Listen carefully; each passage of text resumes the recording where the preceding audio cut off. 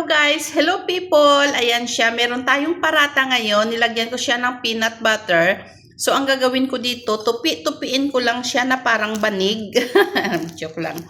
So, ginanyan ko lang siya guys. Oh, so, di ba? Ganun lang ang technique natin sa parata. Hindi na tayo pa social kasi hindi naman tayo social, di ba? So, sabay. Hagat. Ganun lang. Masarap siya kasi yung parata kasi talagang masarap. Lalo pat lagyan mo ng peanut butter, lalong sumarap. So, today's video to these people. Hindi, joke lang. So, ito siya guys, nagtimpla pala ako ng ng kakao. Nagulat yung puso ko pag sabi ko, tumalsik lang. Pag sabi ko, kakao. Gulat ang loko. Ano ba yan? Tumatalsik na laway ko sa'yo ha.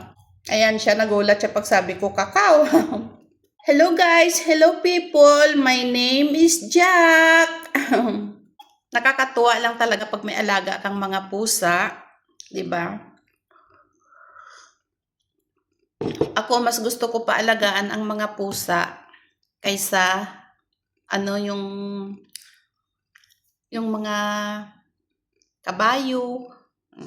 Uy, nagpapakain ako dito ng mga mga kabayo. Pero mas gusto ko pusa alagaan.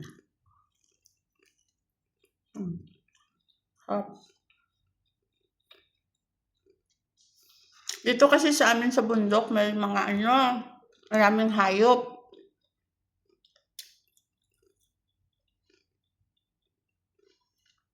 Hindi ko lang siya binibidyo. Yung iba meron ako dyan. Kaso lang siguro mahaba. Kung gusto nyo tingnan, meron ako dyan mga video na nagpapakain ng mga pusa. Kung ano-ano lang. Ganyan.